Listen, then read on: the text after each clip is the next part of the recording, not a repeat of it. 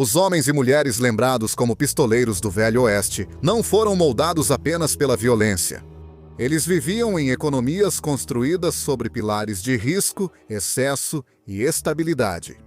Lugares onde a sobrevivência muitas vezes dependia de hábitos que anestesiavam a dor ou aguçavam os nervos. O vício não ficava à margem dessas vidas. Ele permeava o trabalho deles, suas reputações, as escolhas que os acompanhavam de cidade em cidade e os legados gerados pelos resultados. Para entender essas figuras, honestamente, seus vícios precisam ser tratados como forças históricas.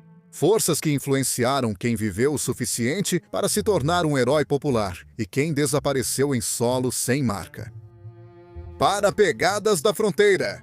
Esta é a história de 5 pistoleiros famosos, seus vícios preferidos e os relatos de dependência que os seguiram, como sombras sob um sol poente.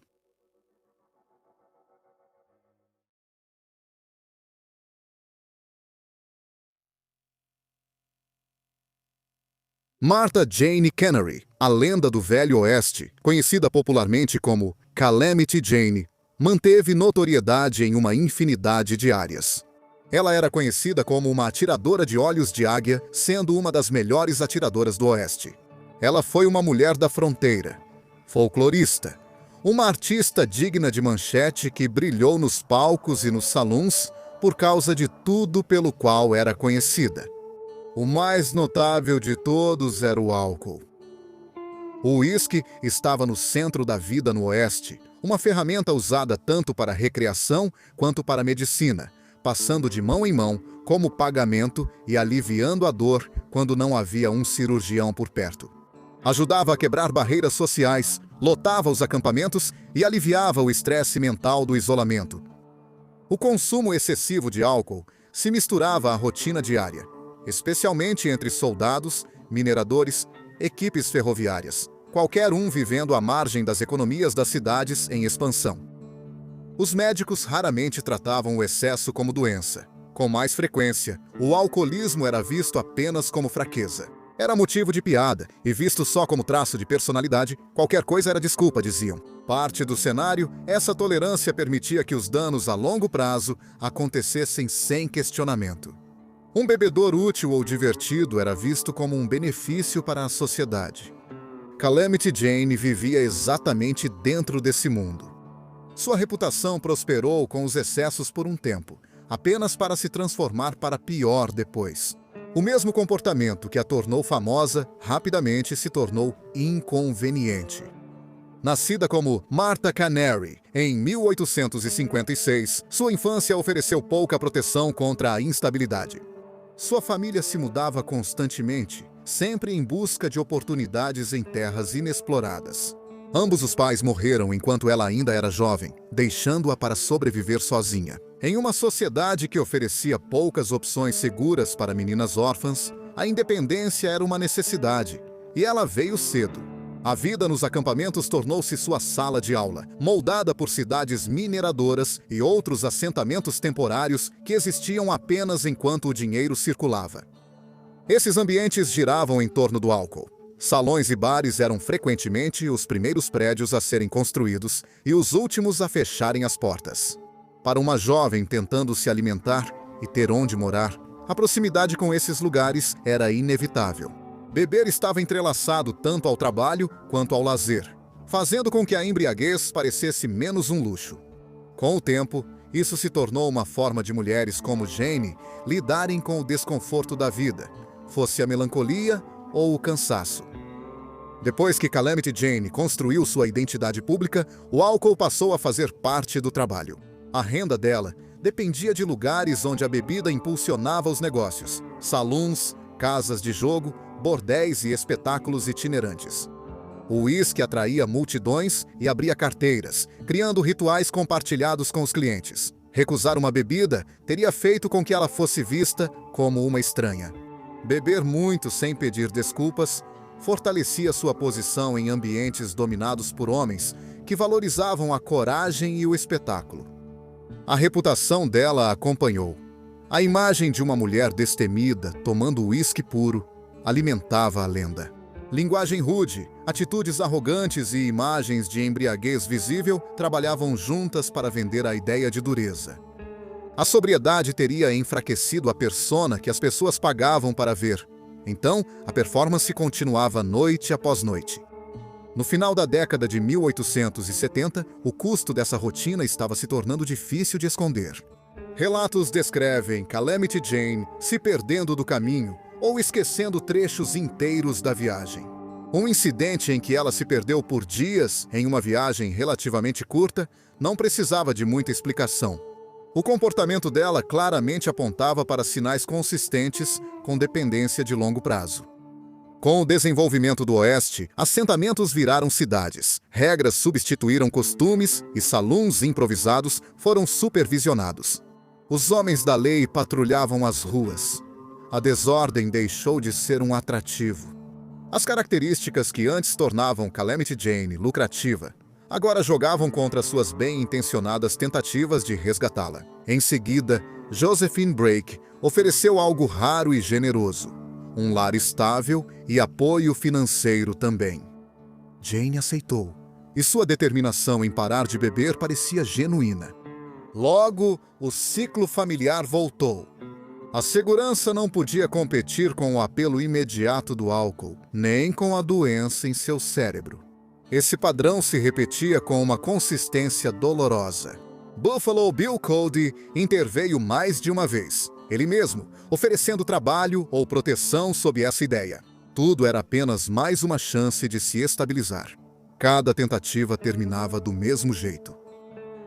Com o passar dos anos, o corpo de Calamity Jane começou a falhar de maneiras que os médicos da época conheciam muito bem.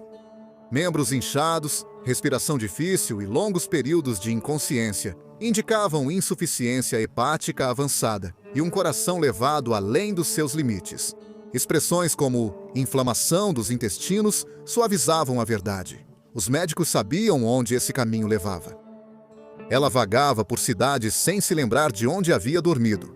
Pertences desapareciam, depois nomes, depois memórias inteiras. Sua sobrevivência dependia cada vez mais da bondade de estranhos.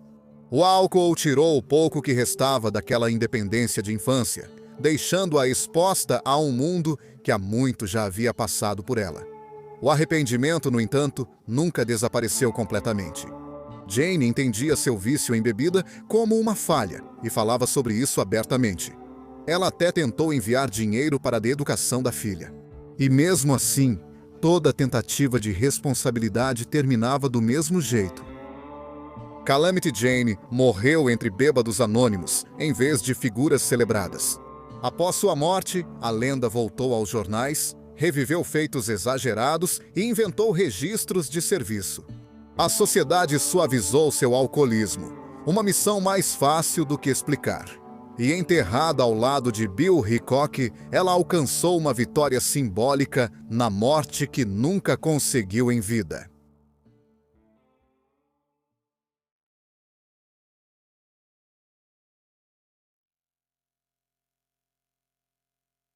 O álcool prendia as pessoas a um lugar até destruí-las. Enquanto isso, o jogo funcionava na direção oposta, empurrando os homens para fora. As apostas não eram um passatempo no Oeste. O pagamento de um menor, o salário de um boiadeiro, o bônus de um soldado, tudo isso muitas vezes passava por uma mesa de feltro antes de chegar a um banco, alimentando o jogo, bares, teatros e bordéis. Isso mantinha as cidades em expansão vivas muito depois que o minério rareava, onde a madeira caía. O lendário pistoleiro e mais tarde jornalista Bat Masterson fazia parte de um grupo raro que nunca jogava por diversão. As cartas no faro não eram distrações encaixadas depois do trabalho. Elas eram o próprio trabalho. A vida dele se desenrolou inteiramente dentro da economia do jogo, o que permitiu que ele funcionasse sem o colapso visível observado em outros vícios. Masterson não se perdeu no jogo, mas sim construiu a si mesmo em torno dele. Sua familiaridade com o risco se formou cedo. Quando adolescente, ele caçava búfalos nas planícies do sul. A sobrevivência dependia de entender as probabilidades e aceitar que a perda fazia parte da equação.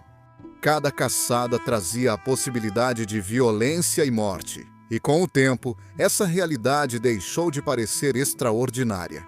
O jogo espelhava a vida de um caçador. De perto. Esperar importava. Observar importava. Assim como a capacidade de absorver a derrota sem perder a compostura.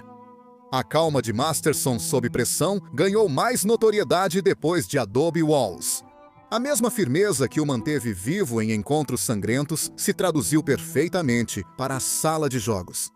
Um jogador conhecido por manter a calma tornava as disputas menos prováveis. Nesse sentido, a arma de Masterson era prática. Desestimulava trapaças e mantinha os jogos em ordem. O jogo também ditava sua geografia.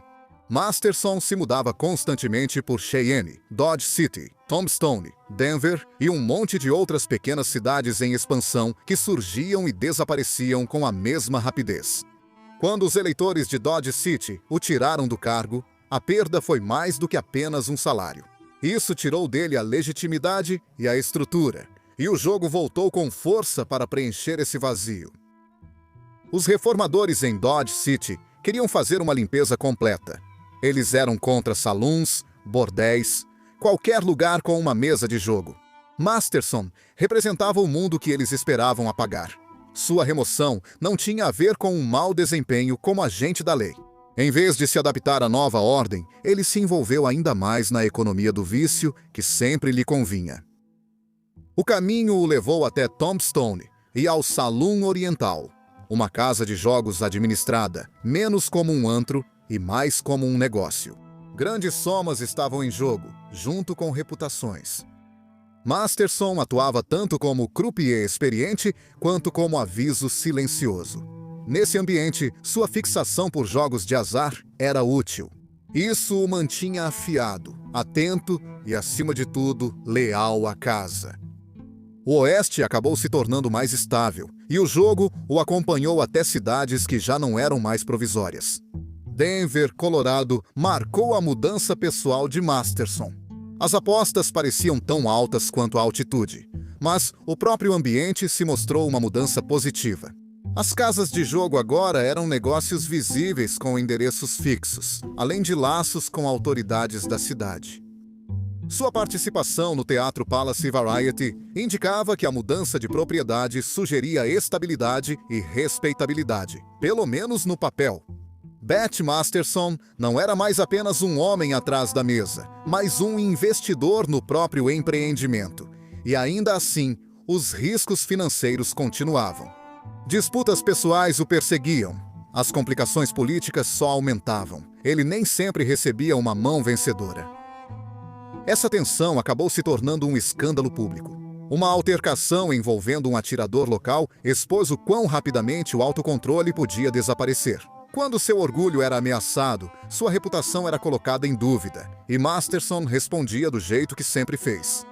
A violência não era constante na vida de Batty, mas sempre esteve à sua disposição. Administrar uma operação de jogos de azar em uma cidade em crescimento também exigia proteção. A economia do submundo de Denver dependia fortemente de favores políticos, eleições fraudulentas, policiais subornados, o que você imaginar. A associação de Masterson com figuras como Soap Smith o colocava diretamente dentro desse sistema. As linhas morais eram traçadas de forma restrita, e qualquer coisa que protegesse os lucros podia ser justificada. Vencer importava mais do que qualquer coisa. O sucesso se tornou sua própria justificativa. Logo, o jogo se expandiu além das cartas e roletas. As lutas de boxe ofereciam um mercado itinerante com alcance nacional, grandes apostas, cobertura constante da imprensa. Tudo isso. Masterson seguia as lutas do mesmo jeito que os garimpeiros seguiam rumores de ouro. Ao atuar como árbitro ou cronometrista, ele adquiria informações privilegiadas que influenciavam as apostas e os resultados. Esses papéis o mantinham perto da ação, permitindo que apostasse com confiança em vez de contar com a sorte. Mais tarde, a própria cidade de Nova York ofereceu brevemente um caminho diferente. Trabalhar para George Gold eliminou grande parte do perigo físico e proporcionou uma renda estável. Os jogos eram mais tranquilos, os riscos eram controlados e o caos diminuía. Ainda assim, o conforto não o segurou.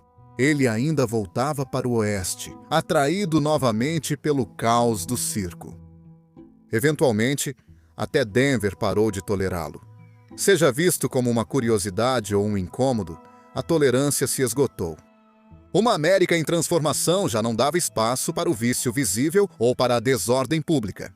A antiga ideia do homem esportivo desapareceu à medida que o jogo passou a ser regulamentado e corporativizado. Bat Masterson sobreviveu onde a maioria não sobreviveu, porque ele era incomum. Sua personalidade e poder de persuasão o mantiveram em destaque por mais tempo do que a maioria. Ainda assim, sua história distorce a verdade maior para todo apostador que tentou ganhar a vida como Bat. Milhares perderam tudo, lares desapareceram, famílias foram desfeitas, vidas se perderam. O vício dele não o arruinou completamente. Ele transformou o vício em vocação graças a circunstâncias raras e habilidades pessoais únicas. A história mais ampla continua sendo muito mais dura. O jogo empurrou pessoas para o oeste e a maioria não voltou. Bat Masterson é a exceção à regra.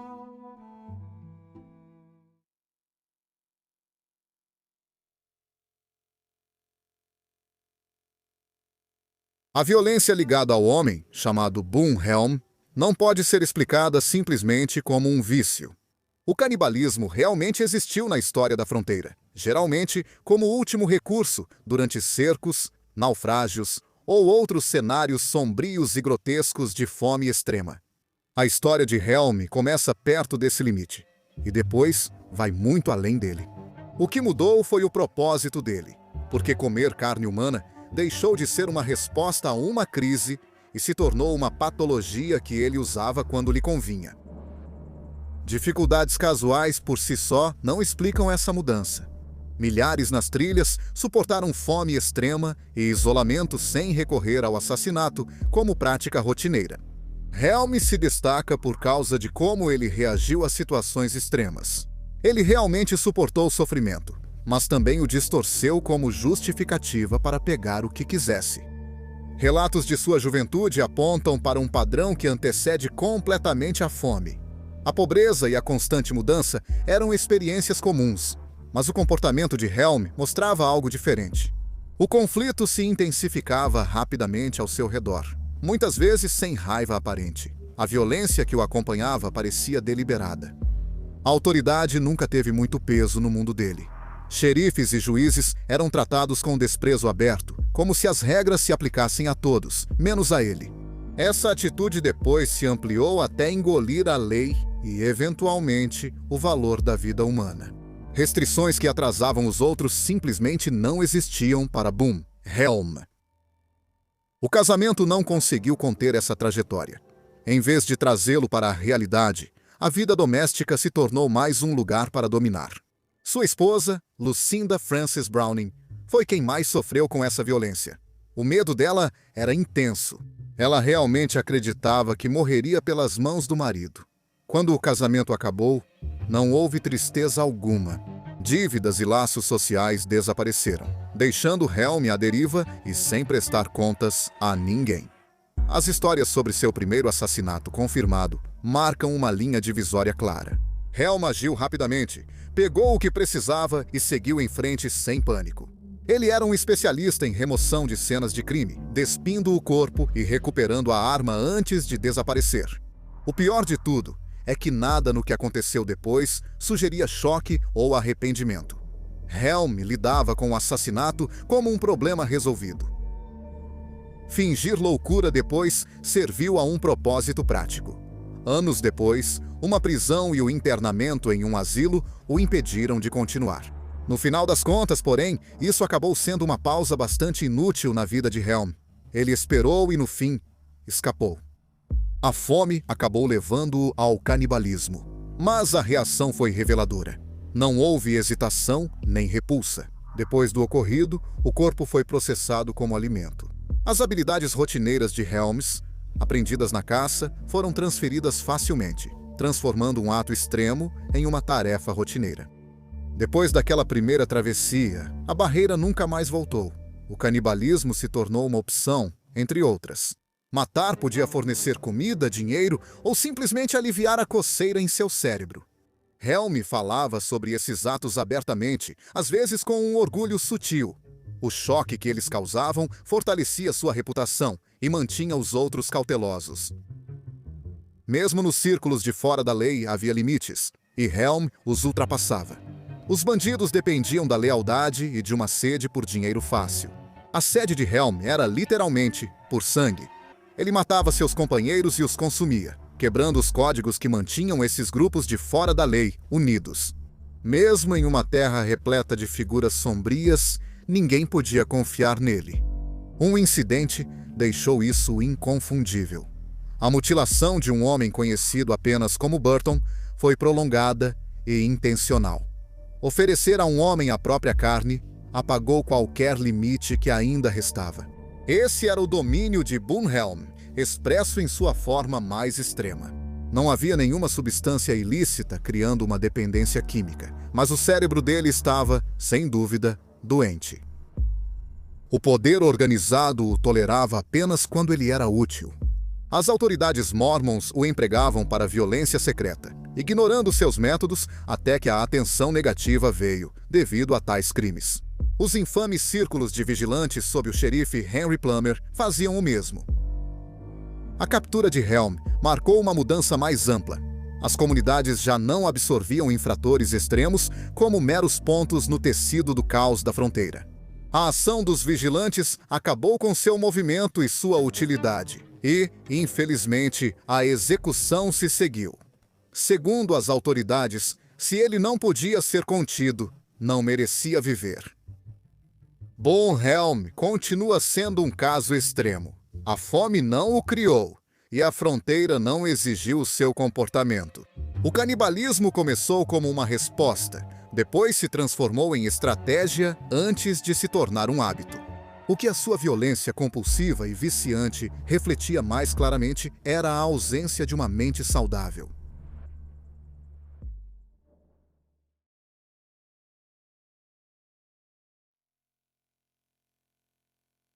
O que emerge dos registros sobre o lendário Wyatt Barry Earp é uma figura muito diferente do policial íntegro da memória popular. Documentos como registros de prisão e ordens judiciais colocam Wyatt Earp repetidamente dentro do negócio. Prostituição. Esses não foram casos isolados de escândalo e intriga. Eles o acompanharam de cidade em cidade e geraram uma renda constante. A prostituição era um pilar central que o acompanhava com a mesma confiabilidade que sua arma ou distintivo. Visto por esse ângulo, o comportamento de Earp não era um vício no sentido médico, mas funcionava da mesma forma. Ele voltava repetidas vezes ao mesmo mundo econômico porque isso lhe oferecia dinheiro, status, influência, uma sensação de controle. Onde quer que a mão de obra masculina se concentrasse e a aplicação da lei fosse flexível, ele aparecia logo depois. O padrão se repetiu tantas vezes que não podia ser coincidência. Bordéis e fundos de casas de banho prosperavam porque as próprias cidades exigiam isso. Acampamentos de mineração, centros ferroviários, madeireiras e cidades de gado eram lotados, com homens solteiros carregando muito dinheiro e pouca intenção de ficar. O trabalho sexual era tratado como parte da economia local.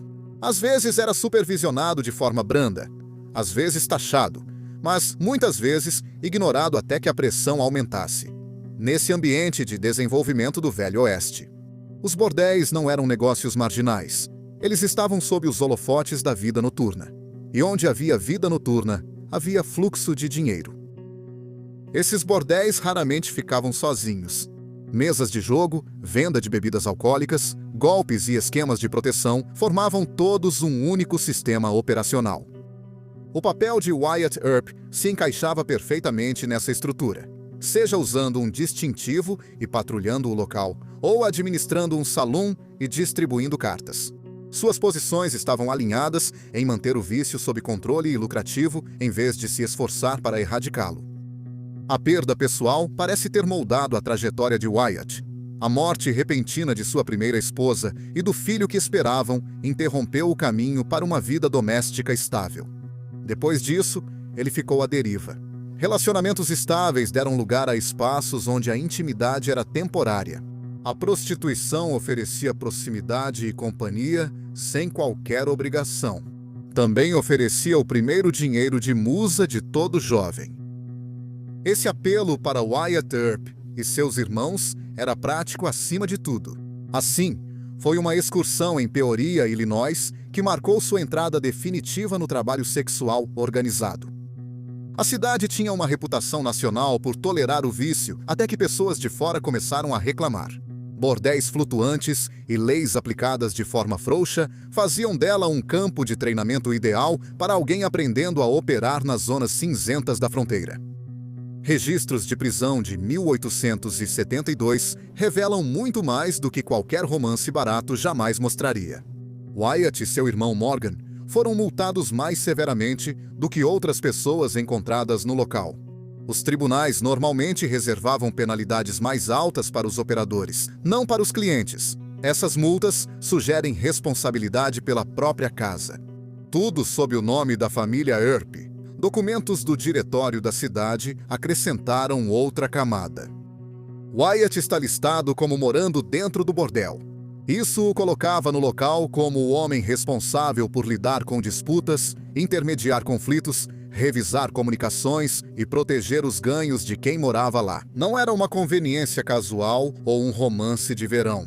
Isso sinalizava o investimento direto de Wyatt Earp no ramo do trabalho sexual, uma das mais notórias desventuras de Wyatt. A situação do barco canhoneira de Beardstown existia justamente para se antecipar às repressões locais. Ao mudar sua posição entre diferentes jurisdições, essas operações tornavam a fiscalização lenta e incerta. A presença de Earp a bordo o colocava dentro de um mundo móvel do vício, que dependia de um conhecimento prático de como a polícia pensava e agia. A percepção pública o acompanhava de perto. Os jornais de Illinois não foram gentis, rotulando-o como um encrenqueiro habitual e atribuindo apelidos que sugeriam tanto ociosidade quanto desafio à autoridade. Esses rótulos não desapareceram quando ele foi para o oeste, apenas se apagaram, mais tarde, sendo enterrados sob as histórias que ele mesmo ajudaria a construir sobre si. Quando Earp chegou a Wichita, ele entrou diretamente em uma operação organizada, em vez de se envolver com o vício por acaso. Seu irmão, James Earp, já administrava um bordel, e Wyatt se juntou ao negócio sem hesitar. Algumas das mulheres que trabalhavam lá usavam o nome Earp, o que oferecia proteção e reconhecimento. Debates sobre se Wyatt atuava como gerente ou como segurança perdem o ponto principal. Em economias de prostituição, o controle depende da capacidade de impor ordem e responder a ameaças, violência ou a promessa crível disso. Mantendo os clientes sob controle e os rivais afastados, a reputação de Earp serviu bem ao negócio, tornando as disputas passageiras e construindo uma imagem de heroísmo. O distintivo depois se encaixou perfeitamente nesse esquema. Ele ajudou a eliminar concorrentes que não tinham o mesmo acesso. Os líderes comunitários geralmente estavam dispostos a aceitar essa sobreposição, desde que as ruas permanecessem calmas e o dinheiro continuasse circulando. A movimentação de uma cidade em ascensão para a próxima seguia um ritmo familiar. Peoria deu lugar a Wichita, depois Dodge City. Todas as paradas tinham as mesmas características: mulheres solteiras, pouca supervisão e uma demanda constante por vícios faziam com que os relacionamentos pessoais reforçassem essa dependência repetidas vezes. Seus parceiros mais próximos vinham de acordos comerciais do ramo do sexo, que se misturavam a laços íntimos, tornando mais difícil separar o sustento da companhia. Mais tarde na vida, Earp trabalhou para apagar essa história. Ele falava sobre caçadas de búfalos em períodos que hoje se sabe que envolviam trabalho em bordéis. Uma história conveniente que trazia respeitabilidade de fronteira. Sem o escândalo, essas revisões sugerem um desconforto com o quanto o vício moldou abertamente sua fama. A cultura popular completou a limpeza. Wyatt Earp se enraizou nos ouvidos dos filmes de Hollywood, transformou bordéis em saluns coloridos e retratou cafetões como guardiões leais. Os aspectos mais duros da exploração e da repressão desapareceram, substituídos por romance e heroísmo. Considerando tudo, o registro aponta para uma relação profissional com o vício, em vez de uma tolerância relutante. A prostituição proporcionava renda e influência em várias cidades. Tiroteios e bordéis nunca foram caminhos separados na vida de Wyatt Earp. Eles operavam juntos e eram essenciais para a carreira que mais tarde se transformou em lenda.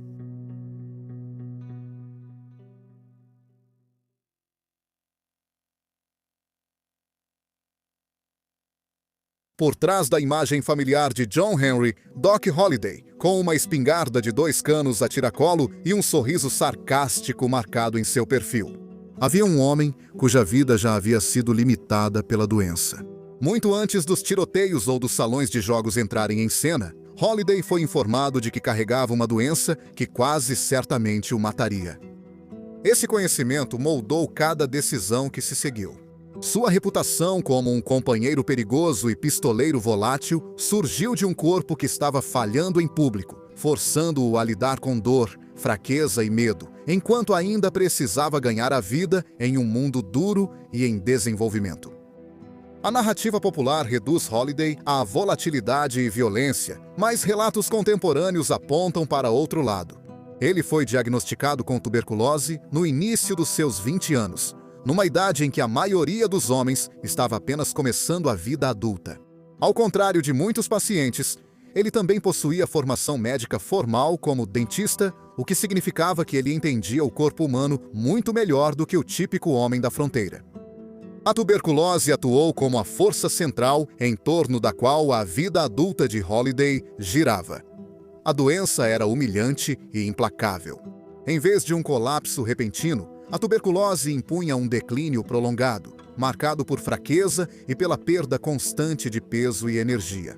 A bebida e o uso crescente de opiáceos que se seguiu não surgiram de forma independente. Eles funcionavam como formas de continuar seguindo em frente em um mundo que tinha pouca paciência para homens doentes. No final do século XIX, a tuberculose trazia estatísticas sombrias. A maioria dos pacientes acabava morrendo, e os médicos podiam oferecer pouco além de conselhos e palavras de conforto. Os sintomas incluíam tosse incessante, escarro com sangue, dor crônica no peito e a velha conhecida debilitação. A orientação médica enfatizava mudanças de clima e autocuidado, em vez de uma cura propriamente dita. Os pacientes eram orientados a ter esperança por meio de remédios caseiros. Mudar-se para o oeste, portanto, tornou-se uma resposta comum ao diagnóstico. Acreditava-se que o ar seco e os espaços abertos retardavam a doença, ou pelo menos a tornavam mais suportável. A movimentação de Holliday pelo oeste se encaixa perfeitamente nesse padrão. Ele não estava tanto atrás de saúde, mas sim de tempo, procurando lugares onde pudesse continuar trabalhando. Tudo isso enquanto adiava os piores estágios de uma doença inevitável. Controlar os sintomas virou uma necessidade diária, e o álcool servia como a primeira forma de alívio. O uísque era amplamente recomendado para acalmar a tosse e promover o sono em ambientes sociais. Também ajudava a disfarçar a fraqueza e a diminuir o constrangimento que a tuberculose causava. Beber permitia que o sofrimento desse uma trégua temporária. Como os opiáceos funcionais seguiam naturalmente essa lógica médica, o láudano, uma tintura de ópio, era legal, fácil de obter e, acima de tudo, prescrito rotineiramente. O uso de morfina se expandiu rapidamente após a Guerra Civil e era visto como uma forma legítima de controlar a dor e suprimir o desconforto respiratório. Para os pacientes com tuberculose, esses medicamentos tornavam possível a atividade diária por curtos períodos. Parecia um milagre. Como muitos outros antes e depois dele, Doc Holliday teve sua dependência de opiáceos induzida por motivos médicos e depois socialmente aceita. A dosagem regular permitia que ele viajasse, ficasse sentado por longas horas nas mesas de jogo e interagisse com o mundo selvagem do oeste ao seu redor. A tuberculose também destruiu sua profissão original. A odontologia exige contato próximo e a confiança dos pacientes. Doença visível, medo de contágio, a visão de uma tosse com sangue. Tudo isso afastava os clientes. Com seu consultório fracassando, Holiday perdeu a renda e a identidade estável que vinha com a odontologia. O álcool e os opiáceos tornaram possível aceitar esse destino, permitindo que Holiday se concentrasse e se desligasse do conhecimento de que seu corpo estava lentamente sucumbindo. À medida que a saúde de Holiday piorava, os efeitos da medicação constante começaram a moldar seu comportamento de maneiras que os de fora frequentemente interpretavam mal. O uso prolongado de álcool e opiáceos, que embotava o julgamento e reduzia a paciência, combinado com o cansaço imposto pela tuberculose, fazia com que pequenas disputas se tornassem acirradas muito rapidamente. O que parecia crueldade repentina ou mau humor, muitas vezes refletia um sistema nervoso levado além dos seus limites pela dor e pelo cansaço. Em Tombstone, um ferimento de bala na perna acrescentou mais uma camada de sofrimento. O ferimento nunca cicatrizou direito, deixando-o em dor constante e obrigando-o a andar com uma bengala. Dores crônicas desse tipo quase sempre levam a doses mais altas, e Holiday não foi exceção. Nesse ponto, o láudano já não era mais uma comodidade. Sem ele, a vida diária era pura agonia. Observadores também notavam sinais visíveis de declínio. Eles o descreviam como magro, encurvado, angustiado e atormentado por crises de tosse que interrompiam as conversas. Os demônios demonstrativos da doença o seguiam em todos os cômodos. Viver com um diagnóstico terminal trazia seu próprio peso psicológico. Holiday sabia que a morte estava chegando, só não sabia quando. Essa incerteza produzia ansiedade e uma raiva latente sem ter onde se fixar. Os opiáceos suavizavam esses medos, abafando o desespero, quando ameaçavam dominá-lo. Em meados da década de 1880, até mesmo esses apoios começaram a falhar. O jogo exigia uma resistência que ele já não possuía mais e as viagens o exauriam. Substâncias que antes tornavam possível o trabalho e o movimento agora serviam como seu único fio de ligação com a existência. Glenwood Springs, Colorado, representou o último esforço de Doc para preservar sua dignidade em vez de depender de seu falso milagre. As águas minerais ofereciam conforto, seu calor. Uma fuga passageira ali. Aos 36 anos, Holiday morreu silenciosamente, atento ao fim amargo que lhe havia sido prometido. Anos antes, ele ainda era jovem pelos padrões comuns, mas mais velho do que muitos esperavam vê-lo em sua plenitude. Seu vício faz sentido. Ele foi incentivado pela medicina da época, aceito pela sociedade e visto por muitos como necessário para sobreviver através dos opiáceos. Holiday conseguiu trabalhar, viajar e, mais importante, permanecer presente por muito mais tempo do que sua doença deveria ter permitido. A história dele, assim como as histórias de Calamity Jane e companhia, não são únicas na fronteira. O nome do jogo no Velho Oeste era dependência, e para muitos, essa doença da dependência forjou seu folclore na história americana muito mais do que qualquer outra coisa.